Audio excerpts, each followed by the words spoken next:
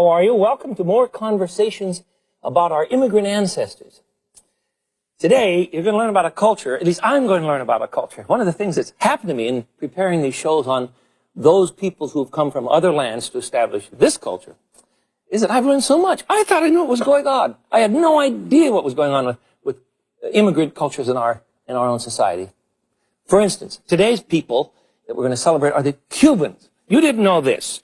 The Cubans have the lowest rate, Cuban Americans, immigrants, have the lowest rate of unemployment that you could possibly imagine, lower than the general public, highest median income, annual income, higher than the average of the Americans, and 50% of all Cuban American kids graduate from high school. I don't think the rest of us can say that. Very interesting culture. And a very interesting relationship. The Americans, well, our relationship with Cuba is just bizarre because, first of all, we liberated them, then we occupied them, then we invaded them, and now we boycotted them. How did all this go on? Well, look at the map, and you can see that Cuba is now established as a communist state, but it's only 90 miles off of the tip of the Miami, tip of Florida, just off of Miami, you see? Isn't that interesting? Now, in the old days, that was a very important area. Cuba was very important for trade. Now, this is how it happened. When Columbus came to Cuba, when he came to the Indies, he met a bunch of Indians that were called Araks. We probably shouldn't call them Indians at all, because it wasn't India. They were citizens or natives of Cuba.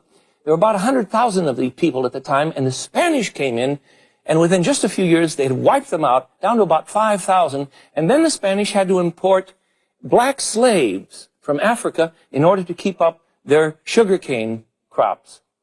So the peoplehood began to change, you see. The trade routes meant that when Spain invaded, they could then establish control over what was going on with the New World, you see. In 1895, we participated in the Spanish-American War to free Cuba from Spanish rule. That was the time of Teddy Roosevelt and the Rough Riders and San Juan Hill, all of that. But Cuba wound up with the United States as a very unwanted governor. By 1909, the troops were gone, and in 1933, Batista took over, and he became a wild dictator. And it was Fidel Castro who, in 1959, freed Cuba from Batista, along with Che Guevara, one of Castro's friends and cronies. And we were very optimistic. We thought things were going to go better, but they did not. Cuba became a communist state under the hands of Mr. Castro, and in 1961, we decided, John Kennedy was president then, remember? We decided that we were going to invade Cuba and get rid of Mr. Castro. This was the infamous event of the Bay of Pigs. We trained Cuban Americans to be commandos, shipped them into Cuba, and left them there. All of them were either killed or put in prison. The shortest prison term that anyone got was 25 years. So, to this day, the Bay of Pigs is still celebrated. It's celebrated in Cuba, for heaven's sakes, not here. It's a terrible thing that we did, I think. But we didn't know it was going to turn out that way. In any case, I love the Cubans, and if you want to meet a lot of Cubans, the best place to go is to Miami. It's a wonderful place, and the Cubans are just everywhere. Craig and I went to a Cuban market to find out something about the foods and the vegetables and the fruits. Beautiful fruit, beautiful melons, and things that we hadn't seen before. For instance, there are, well, these we'd seen. She's just getting some plums, but there are root vegetables, yams, and look at the size of those papayas. And these are donkey bananas, donkey plantains. They eat a lot of bananas. Beautiful fruits and things that are brought in from Cuba or Costa Rica or Colombia. Stuff's all year round. These are the root vegetables I was telling you about. Yams and yucca and all sorts of things that are, look at those. Those are bananas or plantains that have been allowed to go a little ripe, but they're still eaten. Here's a donkey banana. Those are great sliced and pan-fried. I'll show you how to do that. And this I could not believe. I'm about to slice into a mammy. A mammy. This is a very interesting melon. It has the texture, I think, of a very ripe avocado, but certainly not the color. And the flavor is a mixture of of perfume and the Cuban nights and a wonderful dish. It's just,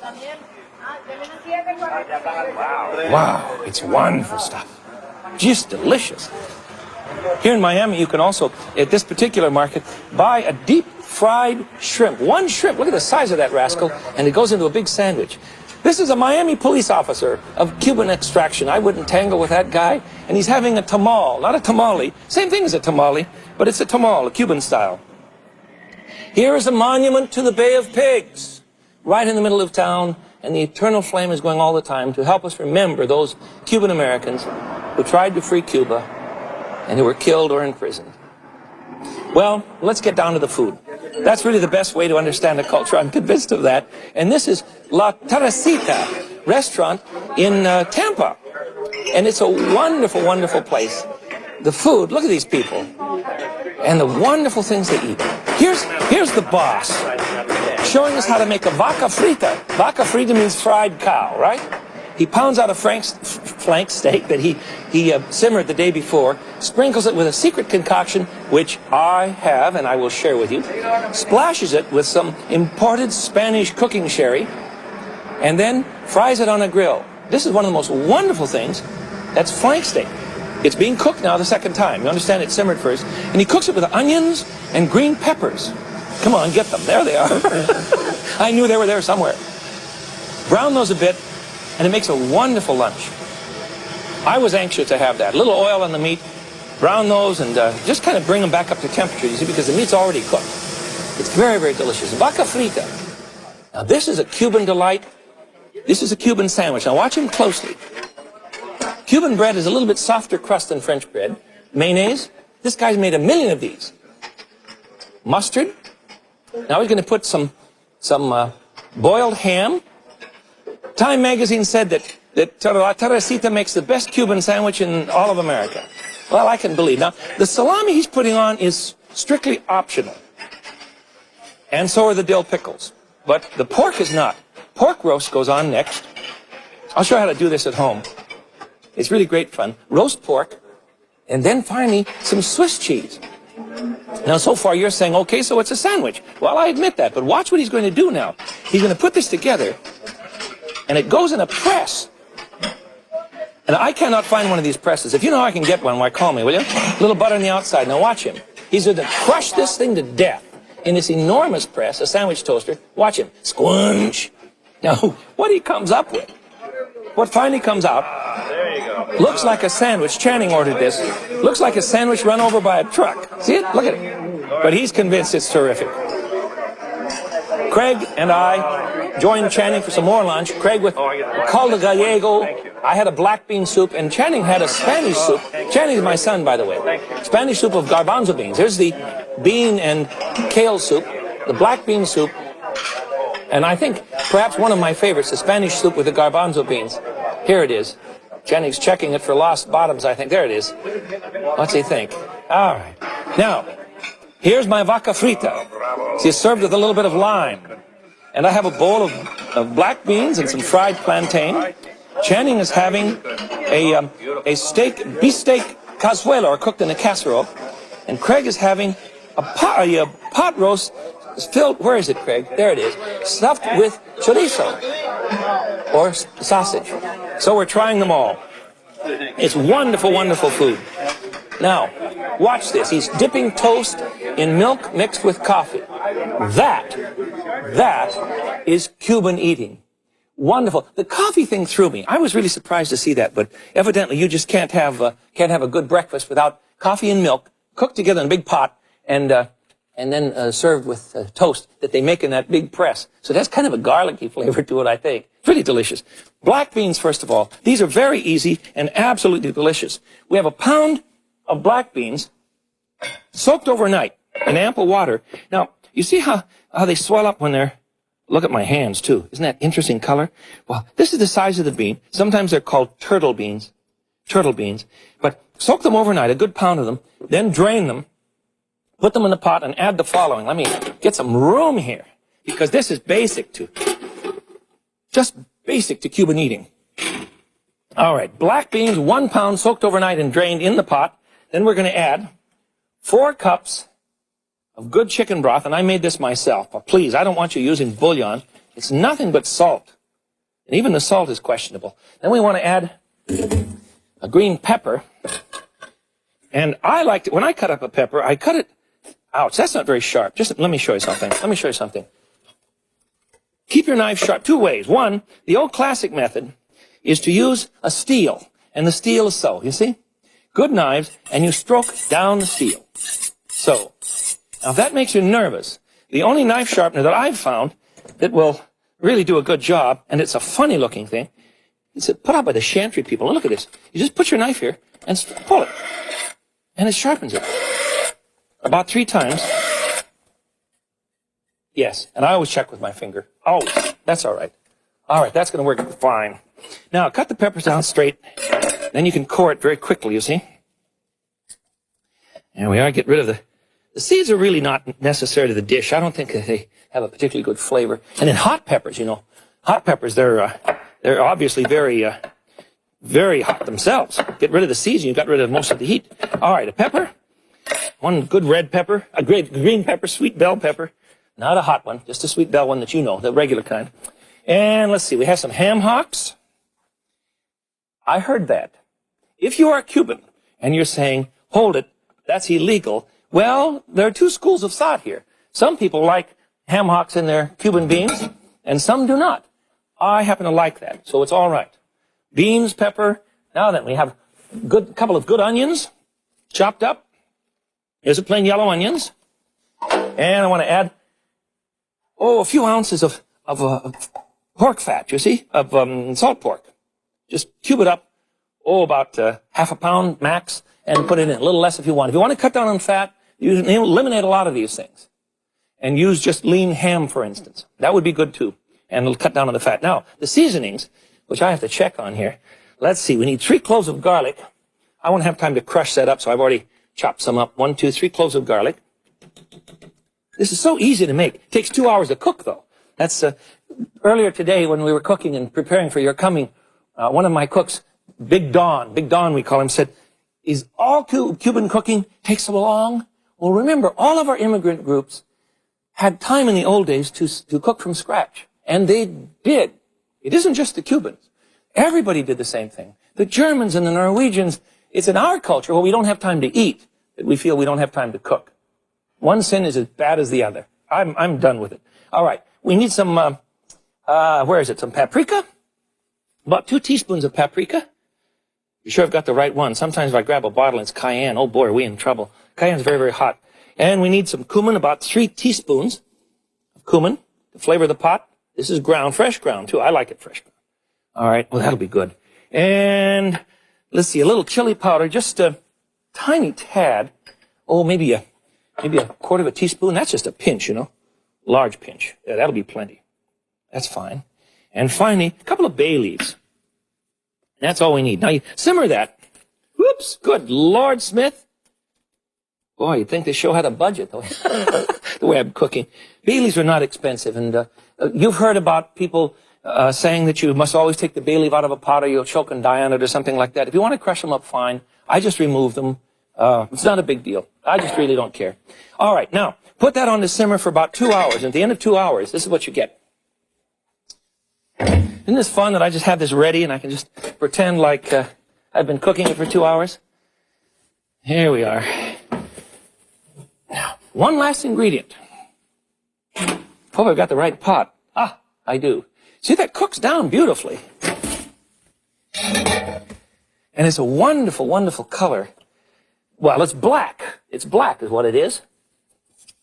Now I want to add, see this? See the beans? Aren't they gorgeous? I want to add a couple tablespoons of red wine vinegar. And then I can serve it. That's fine. All right, that's one dish. That is called black beans. There. And it's just wonderful stuff. Now, if you mix these up with rice, I'll do both dishes for you here. Let me find another spot here. Here we go.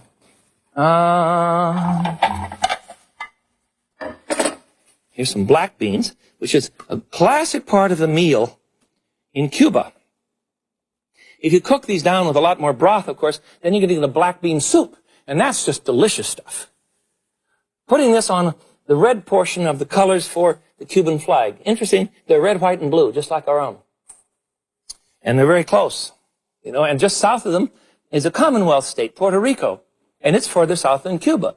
And that, I don't want to use the word belongs, but anyhow, there are people. I hope they wind up with statehood. We'll see. We'll see. It's fun to watch the world, isn't it? Now, mix some rice up with this. Plain white rice. And we have, the name is more fun than anything else on this one. We have something called the Moros y Cristianos. White rice. We'll go. Let me put some beans in that here. Here we go. Just put some black beans into the rice, mix it up, and you have a dish called Moros y Cristianos, or the Moors and the Christians. In other words, the Moors and the Christians, the blacks and the whites, you see? So it's black beans with white rice. There we go. Another basic dish to wonderful Cuban cooking. I enjoy it so much. And I've learned so much. I didn't know, what the stink was with Mr. Kennedy and the Bay of Pigs. I should have been paying attention to the history at that time. I was not a kid. I was in graduate school, I think. I don't even remember that. But it's amazing how we become so self-centered in our own camps, and we don't understand the history, the pain, the agony that some of our immigrant brothers and fathers, mothers and sisters have put up with. Terrible things have happened. Well, here we are, Moors and Christians. Now, the next thing we want to prepare is the vaca frita. And all I'm going to do is to show you the steak. He cooked this overnight, you see. I had to cook this overnight. He cooked this in water, along with a bay leaf or two, some peppercorns, a bit of parsley if you like, and then he pounded it out. He chilled it overnight, and then he pounded it out, thusly, you see. And you can flatten this rascal out. I don't have time to do that for you. But the seasoning, that's the secret. Let me show you. And it's easy to whip one up. I'm going to use things that I tell you not to use, so please forgive me. I want 1 teaspoon of garlic powder. Almost blew your set out, didn't it? But in this case, you can mix this up, you see, and keep it. So I want a teaspoon of garlic powder. And I want a ½ teaspoon of black pepper. That's my pepper here. Here it is. A ½ teaspoon of black pepper. That should be plenty. All right. And then I want a teaspoon of onion powder. It's all going to be dry, so we can mix it up and just keep it in a little bottle in our cupboard, you see. It'll work great that way. And I'm missing something. Oh, yes, some salt. About 2 teaspoons of salt. Now, remember, we haven't salted the meat. So don't panic now. We haven't salted the meat, so we're going to do that as we cook it, which I'd better do right now. This one will tickle you. I think it's wonderful stuff. Vaca frita, old fried cow. Easy to make if you have this secret recipe, which I'm giving you now. Now, the last one is cumin. The Cubans love cumin. So we need about a teaspoon of cumin. Mix all of that up. And you have the seasoning powder. Do you want that recipe again? Okay. Teaspoon of garlic powder. ½ teaspoon of black pepper. Teaspoon of ground cumin. Teaspoon of onion powder. 2 teaspoons of salt. And if you want to put in a pinch of MSG, and he does at La Teresita, you can, but it's strictly voluntary, optional, and without obligation. And don't call me. I'm not urging it. I'm not condoning it. I would probably put some on mine because it doesn't bother me, but some people are bothered. Now you sprinkle this mixture then on the meat, and then splash it with some sherry. You know what I did? I went to a Cuban market here in Chicago, and I bought a bottle of sherry very close to what he uses, but it's cooking sherry. And I tasted this stuff. It looked like what he had, but I tasted this stuff. It is so full of salt. It is so disgusting. Blech. It is so bad that I want you to use regular sherry. Just use regular dry sherry. And put a splash on here, you see. And then fry these. Pound them out, first of all, and then put them in the pan and fry them. And here's what we're going to get. Let me show you what we have here. I know you're anxious to see because it's a very interesting bit of service for food. A paddle and a plate. Vaca frita. 2 orders coming up. There we are. The meat, you see, the meat is very, very tender, much more tender than a flank steak normally would be. And you put some, boy, these are a little brown. I overcooked the onions and the peppers, but that's all right. You get the idea. And the flavor, see the caramel in the pan? See all the brown? Vegetables have natural sugar in them. A lot of natural sugar. And if you want a nice brown sauce, then you brown the sugar in the vegetables, and you'll get something like this. There we are. What's next? I think we're coming down the home stretch. The Cuban sandwich is simple. Craig, would you zonka what I'm telling him to do? Craig is my assistant, you know him. To make a Cuban sandwich, I cannot do it with normal American bread like this because it's too crusty. So what I do is to put it in a plastic bag and then zonk it. How long are we going to cook it in a microwave? 25 seconds. 25 seconds, okay. Then that'll be soft enough to cut up. And into that, you saw what he put into it. Here are the ingredients. You see, here are the ingredients. Mustard and mayonnaise, pickles, cheese, roast pork, ham, and then a swatch of butter across the top. And then you put it in this. Is it ready? Okay. Okay. Yes, you see, now it's soft enough to use. Now it's soft enough to use. I just want you to see that little trick. See, now it's soft. That's closer to Cuban bread. Anyhow, put it in a sandwich toaster. I have one all ready here for you. You knew I was going to do that to you, didn't you? This is what Channing adores. But you can't find these toasters everywhere that will open high enough. You have to find one that you know is going to... there. Now look, doesn't this look like it's been hit by a truck? This one's even got tire treads on it. Just look, here it is. It's got tire treads on it, you see? Because of the grill inside. That's all right. Okay, now let's get on to the rest of the order here. Craig, you're going to have to come and help me. I have some fried plantains.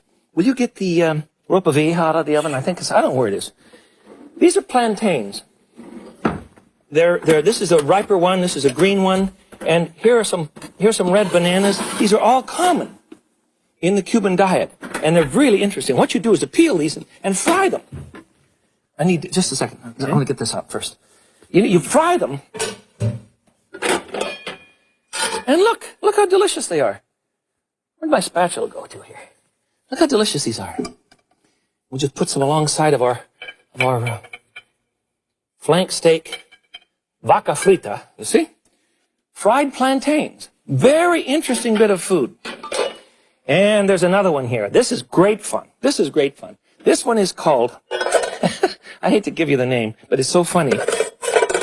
This is a pot roast cooked to death with some tomato and garlic. I'll give you the recipe in one of the cookbooks. That's the cheapest way for me to get recipes to you, you know.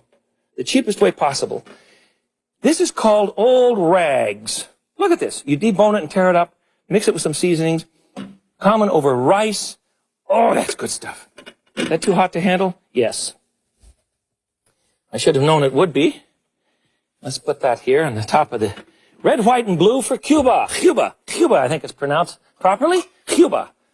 Old rags. It's wonderful. And we have some yellow rice and chicken. Will you get the yellow rice out and I'll get the chicken? Here it is. Now, yellow rice is very common, and it is colored. As you cook it, you color it with oil made from annatto seeds. You ever seen these? Get some open here. These little seeds are mixed with hot oil, little red seeds, you see? And you get this beautiful oil that colors. Oh, I admit it takes the place of saffron. That's the real thing that they used to do with the Spanish, you see. Here's some beautiful Spanish saffron. That's about $100 worth, I think. Isn't that disgusting? Are we still on? No, it is frugal. Can you believe this? It isn't the most expensive. On your show, I believe anything. Yes, you should. It's the most expensive herb in the world, I think. All right. You got some yellow rice out for me? Sure. Now, some chicken on there. Okay. This has a bit of red pepper and some peas in it. Yeah, put some chicken on, Craig. That's great. And I'll see what's left. Oh, I'll get the flan if you'll get the lamb shanks. Just put them on with your fingers, for heaven's sakes, man. That's all right. Oh, they're hot. Are they? Really? That's fine. I don't want to That's plenty. That's fine. Isn't that beautiful? This is a common Cuban dish. Now, I'll get the flan. This flan is a gift to us. That is to say, the recipe, a gift to us from Rosa Capastani, who comes from Cuba. And she's the most wonderful lady. She's in Tacoma, an old Cuban friend. There we have a Cuban meal. How about the lamb shanks? We'll just set them right out there. Lamb shanks. There. Lamb is very popular in Cuba. Now, what we tried to do today is to talk about the red, white, and blue of Cuba, the land that we've liberated, occupied, and now boycotted. The Cubans began coming here a long time ago, but after 1950, after 55, many began to come. So now we have large communities of people who love foods like this. Black beans that are just delicious. Christians and moros, black beans and rice. Flan, Cuban sandwiches, old rags or old clothes, and of course, yellow rice and vaca frita, because it's Cuban. Have dinner with some Cubans soon. You'll be surprised. It's wonderful. This is the Frugal Gourmet. Till I see you again, I bid you peace. Bye-bye.